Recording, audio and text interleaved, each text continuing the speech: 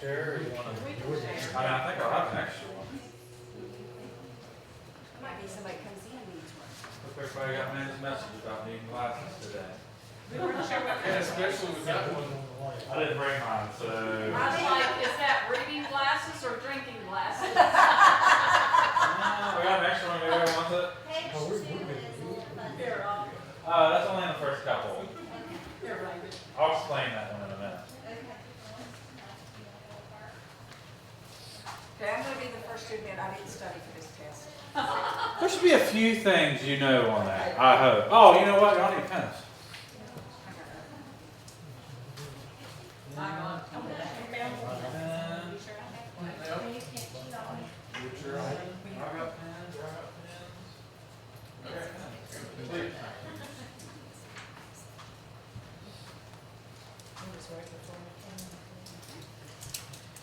All right, I'm gonna be honest. I wish No, you let's- would. And everybody knows me. I may or may not have almost forgot that I needed this teach tonight. So, this was done in like 3 hours. And I would have known if that lady back there in the leopard print sweater didn't remind me a few hours ago. But, luckily I had some of this prepared months ago and I just never went over the lessons. So, it worked out nice. All right, so I think I talked to you guys about this before. And this is something that really helped me understanding the Bible. Obviously, we all know a lot of the books. We know how many books there is in the Bible and stuff like that. But a lot of this really, you know, I notice in a lot of our Sunday school or any lesson whatsoever, people always talk about geography, where things are, and just odds and ends that really help you understand the Bible. And that's kind of what this is about. Understanding things in the Bible, where they're located, you know, the main points of the Bible, stuff like that. And we're not going to get through all this. If you look at the first page, this is all the stuff that we could go over. We're only going to go over the first 3 chapters today. But I mean, if it's something that you guys find interesting, that helps you, you know, read the Bible and understand where things are, then, you know, we can continue doing this periodically and kind of do all 33 sections of this eventually. So this booklet is only for the first 3 parts of this. So, all right, if we flip over to page 2, can anybody answer how many divisions of the Bible there is? This is a very easy one. 2? And they are what? The Old Testament and the New Testament. Yes, good job, man. I'm All right. Gold star. Yeah. I studied all night for that. I feel like you need to throw candy out. I thought about it, but we were like, we didn't have time. And, you know, that was Gabe's job, but he just failed it.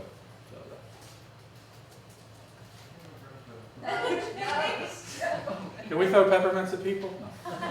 All right. So, yeah, the Old Testament, this is about, you know, it begins with creation and tells the story of the Jewish people up to the time of Christ. You know, that's mostly what the Old Testament is about. You know, there's 39 books in the Old Testament. It's written by 28 authors. Obviously, there's an ultimate author inspired by the Bible, but there's 28 authors, and all this spans about 2,000 years. And you won't find this in your book, I apologize. But the New Testament, everybody knows what that's about. It's the birth of Jesus, his life, his ministry, and the ministry of his disciples after he's crucified. There's 27 books written by 9 different authors, and it covers a period of about 100 years. So if we go to page 3, and we're going to go over this a little bit in detail, but there's 3 primary categories of the Old Testament. You got historical books, you got poetical books, and you got, I always have trouble with that word, prophetical books. And, you know, it kind of helps to know those categories when memorizing the Bible and stuff, because you can kind of understand where things are. So the first 17 books of the Bible are all historical. And 11 of them are primarily historical. The other 6 of those first 17 kind of fit in and go between the timeline of all those. And if you actually flip to the next page, page 4, you can kind of see how all those are laid out. You got the first of the 17 books are in that center section labeled historical books. You got Genesis all the way to Nehemiah. That's 11 books.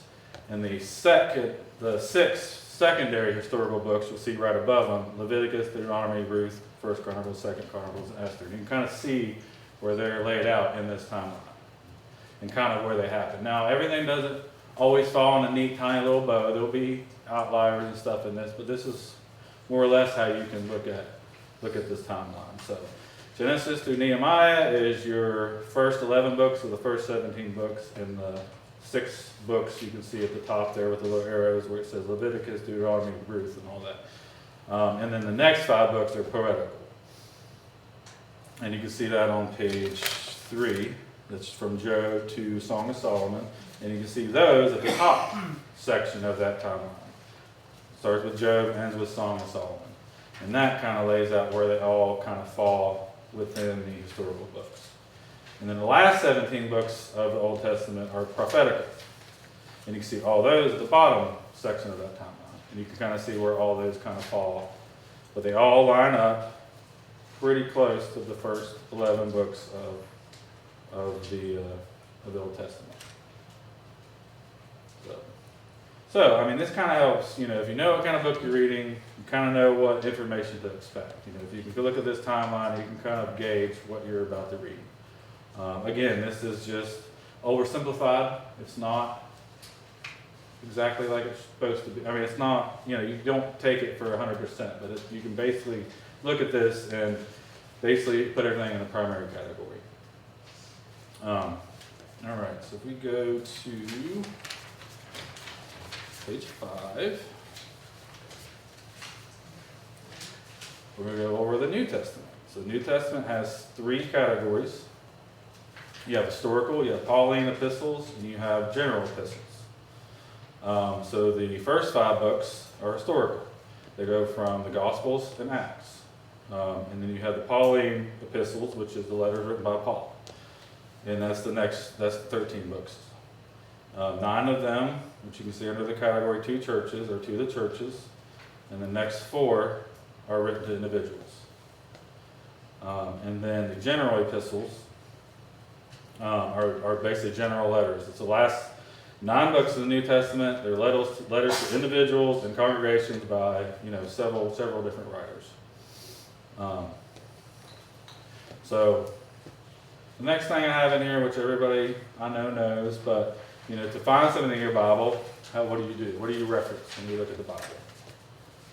You look at the book name, the chapter name, and the verse name. Okay? So if you look at all these categories we went over, though, I mean, it makes it easier, at least for me, to memorize where things are in the Bible, if you can just break them down into these little sections. It also helps to know how the Bible is structured. I mean, I'll be honest, a few years ago, I didn't realize that. I was still a baby Christian. I still didn't realize that all these books were letters. I had no idea there were so many different letters that made up the New Testament. So I'm not sure if anybody else doesn't, thinks that way or not, but this really helped me. And I bought a book, I don't know, been 4 or 5 years ago now. That's kind of where I got a lot of this stuff from, and that's kind of how it was written. So, all right. So in summary, how many books of the Bible is there? 66. How many in the Old Testament? 39. How many in the New Testament? 27. Okay. All right. And the Old Testament is more or less what? The story of God and the Hebrew people and their poets and their prophets. How many different categories of books are in the Old Testament? 3. Okay. I did give you a cheat sheet, didn't I? Oh, I did. I meant to take that out. Dang it. Thanks. All right. Everybody look at me. Everybody look down. How many kinds of books in the New Testament? Ray? 3. 3, okay. Okay, there's historical and there's basically the epistles. There's 13 epistles and there's 9 general epistles. So, okay. So that is the basic structure of the Bible. All right, now we're going to go into a geography lesson. If we go to page, where am I at here? Page 8. We're going to go over bodies of water. All right.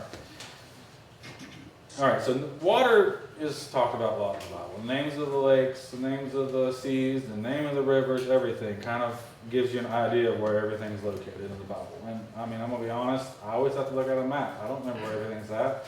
I don't remember where the Sea of Galilee is. I don't know where all that stuff's at. So this kind of helps us know where all those things are so we can, know where things take place as we're reading in the Bible. So we have 6 bodies, well, more or less 7 bodies of water. So the first one is the Mediterranean Sea.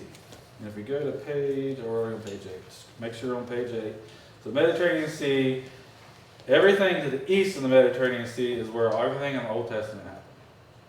So it's easy to remember. The Sea of Galilee is a fresh lake that's about 7 miles wide and about 14 miles long. It's about 36 miles inland from the Mediterranean. You can look at page 9, which we'll be filling out. It's blank right now, but you can kind of gauge where these at. And they're in order. So 1 is Mediterranean Sea. And you don't have to fill this out just for time's sake, but you can go back and fill these out, and they're all numbered 1 through 6, and you can fill them out on this chart. So number 1, that big body of water to the left side of your page is Mediterranean Sea. Number 2 on page 9 is the Sea of Galilee. That's the top part of that section. Number 3 is the Jordan River, and that flows south of the Sea of Galilee, and that's about 35 miles, and it goes all the way to the Dead Sea. The actual Dead Sea, I don't know if y'all knew this, but this is actually the lowest point on Earth. Yeah. It's 3,000 feet below sea level, and the water flows in, but no water flows out. And it's very heavy in minerals, and that's part of the reason that there's nothing living in it. That's why it's called the Dead Salt Sea. is it's really salty. Yeah. Did you say the first is Mediterranean Sea? Yeah, number 1 is Mediterranean. If you want to go ahead and fill this out, I can repeat them. So number 1 we went over is Mediterranean.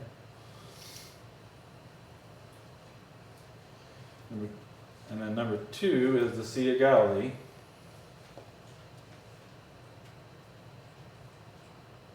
And if anybody's like me, I don't remember how to spell that. So Didn't know how to spell Mediterranean. yeah, it should be on your page 8 there.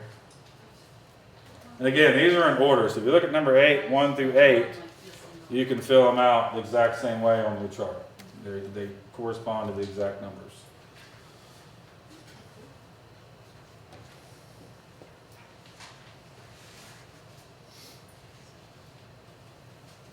And then number 3 was the Jordan River, which is about 35 miles. And number 4 was the Dead Sea. And number 5, we have the Nile River, and it flows through Egypt into the Mediterranean. And then number 6, we have Tigris. And number 7, we have the Euphrates rivers, and they're also called the Twin Rivers. And they're about 1,000 miles each in length.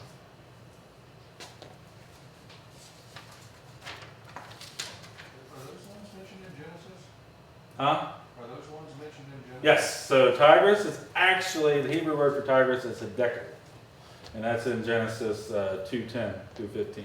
What was 6? 6 was Tigris, How you spell it? Tigris. Oh, that was simple. And then number 7 was Euphrates. How do you spell it? Yeah. No, I'm just kidding. I tried. EUPHRATES.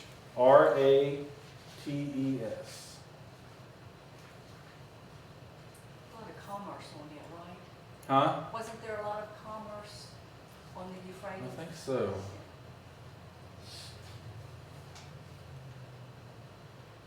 And then last is the Persian Gulf, and that's on the bottom right corner there. And that's still an area of. Yes. I think all of these are still around there. But the Persian Gulf is, It might not have been called the Persian Gulf No, in no. Bible, right? yeah, but I mean, it's still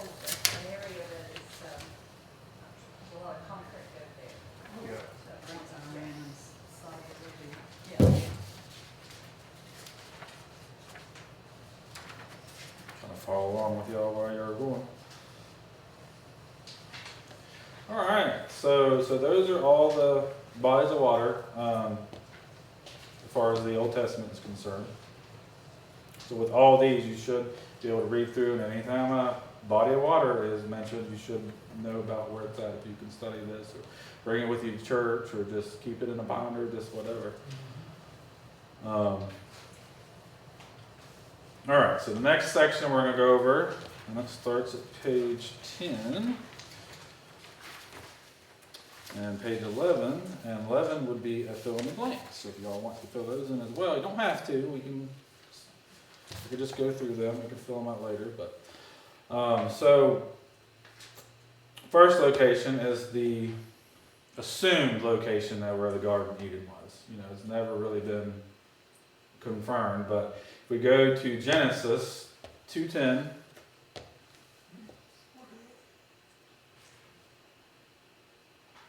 This is actually verses 10 through 15.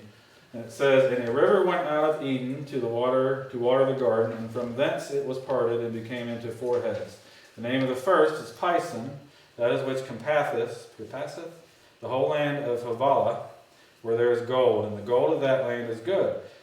There is bdellium and the onyx stone. And the name of the second river is Gihon, and the same as that is it that compasseth the whole land of Ethiopia. And the name of the third is Hiddekel, which is the Hebrew word for Tigris. That is which it goeth toward the east of Assyria, I guess? Syria. And the fourth river is Euphrates, and the Lord God took the man and put him in the Garden of Eden to dress it and to keep it." So, this is the assumed location of the Garden of Eden. And if you go to page 11, and that would be A. Again, this is all for reference. This is all for, What did discussion. you say A was? It's the Garden of Eden. Oh, Yeah.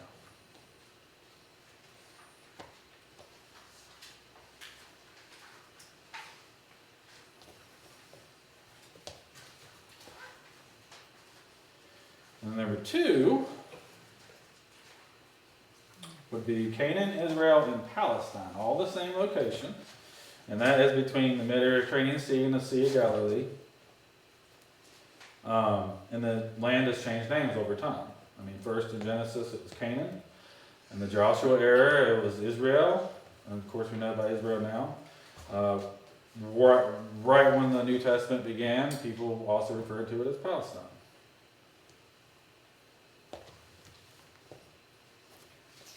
And that would be B on the map.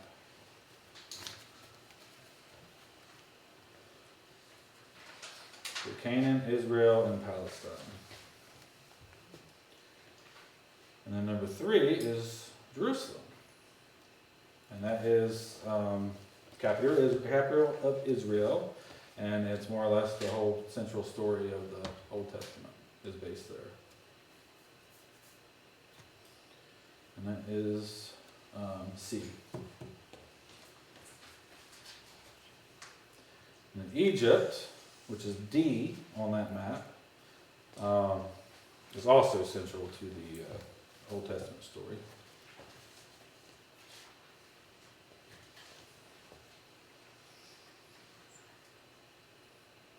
Let And my E, people go. huh? Let my people go. Yep. And then 5 is Assyria, and it's at the Tigris and Euphrates rivers. And that is E.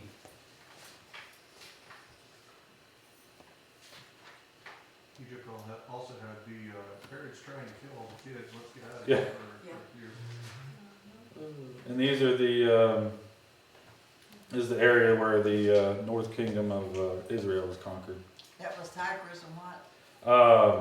So Assyria is E on that map on page 11. Yeah, And it's it's near the Tigris and Euphrates rivers. Euphrates. Yeah.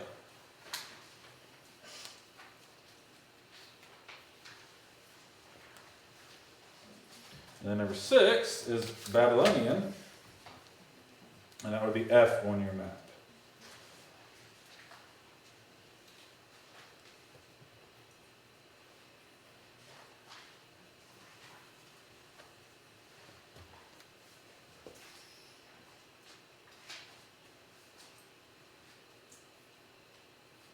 Number 7 is Persia. And that would be G on your map. Now, in Revelation, Persia and Babylonia and Assyria are all going to rise up against Jerusalem. Those will be the ones that. That would be the prophetical section. Yes.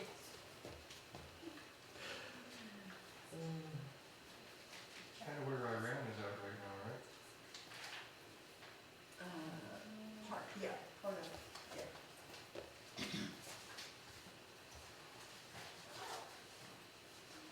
All right.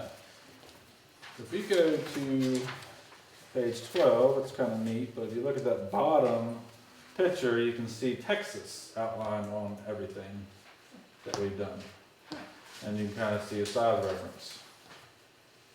Wow. It's funny how they Never reference thought of it Texas that for way. size of everything, but yeah, that fits in there pretty good, I think. And if you look at the top one, that's a modern map that's currently of the area. But how big it is in just perspective. This top part of Texas, this bottom part of Texas, is over 976 miles, I think. Phew, gosh. Well, you know, Such a deep breast. I mean, when we think about it, Yeah. and I mean, that's huge, but honestly, if you go from Wheeling to Welch, you're traveling about that same Oh, distance. that's- because you're that's going all true, those yeah. curves and That's mountains. true. Yeah. But there's where I'm from, Texas. Yeah. You learn all about it. But that is the same distance it takes to get from Texas to Canada. And babe, regardless of what this map depicts, Like if this you go is straight not north. saying that Texas is the whole. I'm not I'm not saying it just to give you a perspective of how big. And to go from, Texarkana to El Paso, it takes you It's a over a trek. day to drive that. Yeah, And this little, from Odessa to El Paso, the speed limit's like 90 miles an hour, so it's still going that fast, it still takes you. over there. But it kind of, to me, when I look at that and I see little Jerusalem, and I compare it, I mean, to everything else, Yeah. and yet how mighty God has made them. Mm-hmm. And it's only through God. Because, I mean, it's like putting Rhode Island up against Texas. Yeah, it is.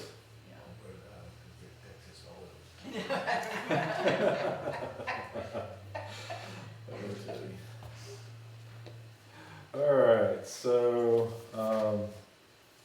page 13, you don't have to, I mean, this is basically just repetition, you know, you just kind of to memorize things, but the short answer is, the answers are, the bodies of water is literally 1 through 8 in order, and the locations are A through G in order, so pretty easy to answer, but helps you kind of keep it in your brain and memorize it.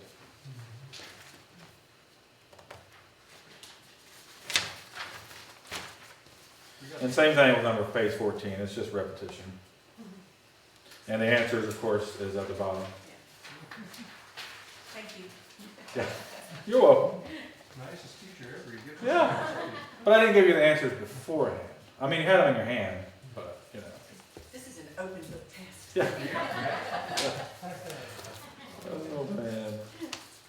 All right, so the next section, basically going over the 9 eras of the Old Testament. And there's actually only 3 eras of the New Testament, but these are the 9 eras of the Old Testament. Everything can be kind of categorized by 9 different phases, I guess you can say. So we got the creation, and if you want to go ahead and, I know some of y'all like to write this stuff down, so I think on page 17, if you want to write those down, these are in order, so you don't have to, they're not mixed up. And your options are right there to the left under options, if you want to fill those out as I go through them. But the first one on the fill in the blank is going to be creation. And this basically is the creation of the world, man, all the early events. The second part of the 9 eras is the patriarch. And that's the birth of the Hebrew people through the family of patriarchs, and that's equivalent to about 200 years. The third one is Exodus, and that's the Hebrews being delivered from the 400 years of slavery in Egypt. Number 4 is conquest of the promised land after the return from Egypt.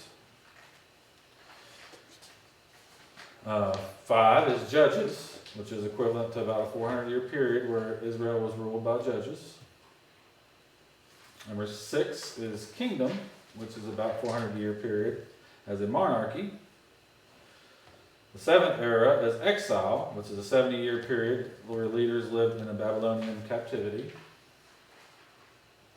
8 is the Return, which is return from exile to Jerusalem to rebuild city and temple. And then number 9 is Silence era, which is a 400 period between the Old Testament and the New Testament.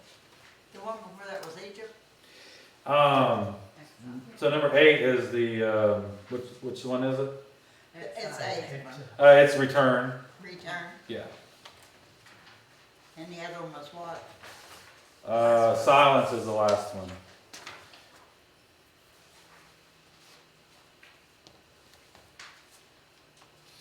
And during that time was like when Maccabees did their revolt against Alexander the Great and Yep. and Rome took over. Yep. They just didn't make really the canon of scripture as it were.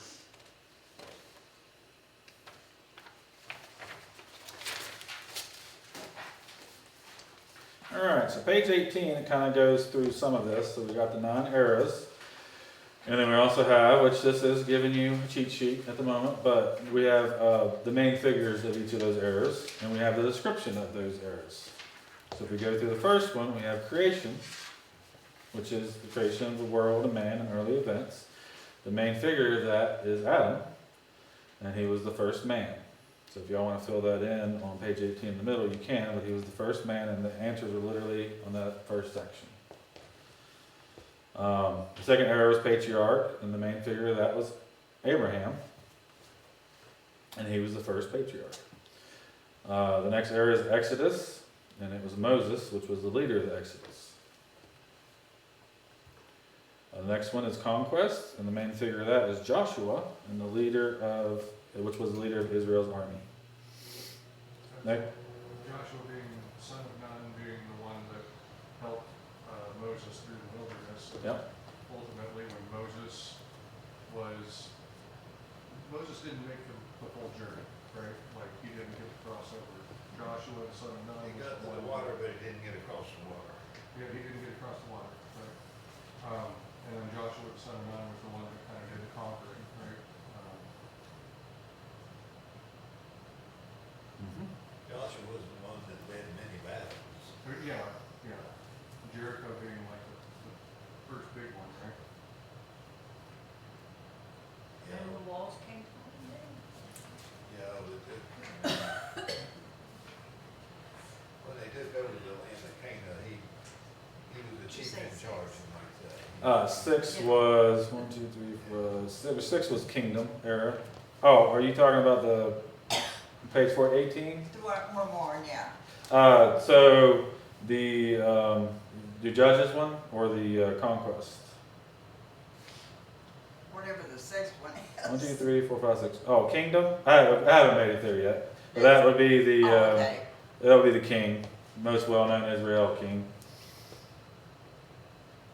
I was just wondering if you had said it. So the next era we were on were Judges. And the main figure of that was Samson, and he was the most famous judge. The next one is the Kingdom era, and the main figure of that is David, which is the most well-known Israel king. And then the Exile era, the main figure of that was Daniel, and he was a major prophet. And the Return era was Ezra, and that was the main figure of the Return era. And then the last one is Silence, and the main figures are the Pharisees, which are the religious leaders. Don't you find that to be a little bit odd that the Pharisees were silent? Yeah, but they really weren't. That just means the truth was silent. Yeah, yeah, exactly. Was you on that last bunch right here, is that what just reading?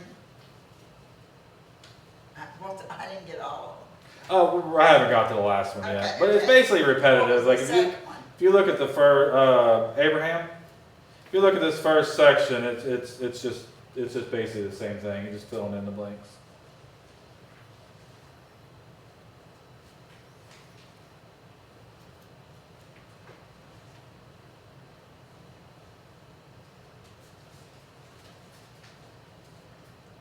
Did you get them all? I think so.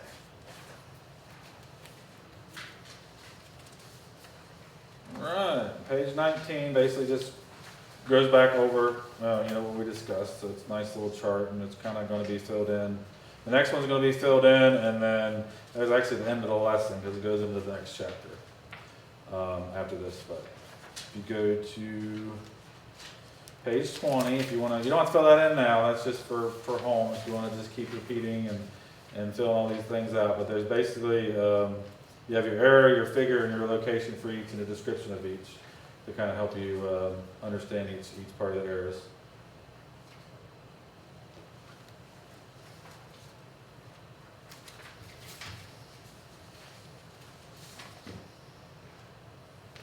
And then 21 is kind of the same thing, but it's filling in that location. And we've already went through most of this, but the locations of each era. You want to go to page 23, and that'll help you fill in the rest of it later. Sorry, I was hitting the mic.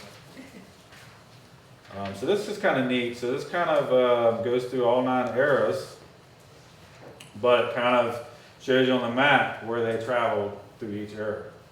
So if you, during creation, and number 1 was Eden, and then number 2 went to Canaan, and then number 3 went to Egypt, and then back to Canaan, and then Canaan again, and then Israel, which, same location, and then Babylonia, then Jerusalem, and then Jerusalem again. So all 9 eras, you can see on that map with the arrows, you follow the arrows, not arrows, will kind of give you an idea of where they, went along the geography.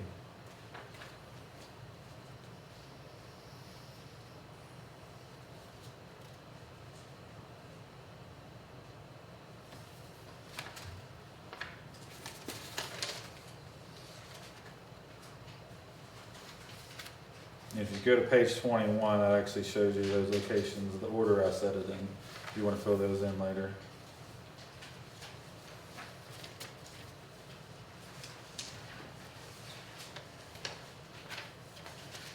Page 24 is another repetitive chart. I'm all about repetition. That's the only way to remember anything. Pound it into our heads. I have to, It's hard to get anything in your head, I know. This is true. Daddy's gonna be in trouble. Oh, gosh. All right, and then page 25 is more or less a summary of everything, we went over just now. All the eras, all the figures, all the locations, and basically a summary of the story of all those. And then the last page is the 3 eras of the New Testament, which we won't go in depth with because that's actually the end of my lesson, but we have 3 eras in that, which is the Gospels, the Church, and the Missions. And each of the figures, and each of the locations, and each story for each. Well, it might only took you throw this together in your 3-hour time, but I think that's great. I Yeah. love the setup, the break it down, the showing us, that's a lot of history there. It is. And it's a lot of things you might, I've been taught since I was a child, but, that breaks it down and kind of, things you might have forgot about, or this or that, Mhm. but I like that. Yeah. It definitely helps me, and I haven't, reading the Bible for years, and I didn't know where all these locations were. I didn't fit them in. I never pictured Texas over the whole area. You know what I mean? It is neat to see that. And if you look at your first page there, that's only that's only 3 parts of that. And then you can go through each era, and then the poetical books, prophetical books. you know, I think it'd be a neat lesson to for me at least, to periodically just do this, you know, once in a blue moon, just kind of keep everybody up to date and keep these in a binder and Yeah. just to reference them, you know, because a lot of people have questions about, well, where's that at? Where's the Dead Sea? You know, how close is that to this? And how big is it? And, you know, Yeah, we got information. Timeline is hard for me. huh? The timeline is, I get confused sometimes too. Yeah, that's actually my favorite part is that timeline, and again, this is oversimplification. You know, everything doesn't fall in this neat tiny bow on that timeline, but that's just your, you know, the main point of the timeline. Just kind of get you an idea of where that lies. So But when we're witnessing and there's questions that people have for us, if we have this solid in our mind, then we can reference back into that Pull it out of area. your Bible. Yeah, and just Yeah. and know where you can find things about, Mhm. whether it be creation of man, of course, I mean, mostly all know about creation in Genesis. Yeah, in Revelation. Yeah, Roger. we know what he did. Yeah, it all started in Revelation. At the beginning. Yeah, at the beginning. But I think it's great to have this because it gives you a foundation. It does, and that's super important. I mean, it's important for me. I'm sure it's important for others. I mean, there's obviously, I'm sure a lot of you know a lot of this information already, if not all of it. But you know, if somebody gets something out of it, I think it's important. You know, and this way you're just not kind of reading the Bible willy nilly and trying to figure out where things are and all that. So it helps you memorize them too. If you know where the geography, if you know where the waters are, you know, you kind of can, and you know this timeline roughly, you can kind of figure out where, you know, things fit in. So Good job. I mean, I know it's more like a school lesson today, but I mean, it's helpful. Who said what? She said, good job. Oh gosh. I mean, he did have this prepared, like, I'm several I started getting it together a couple of months ago, and I'm like, I don't know if I'm gonna do this or I not. remember when you were.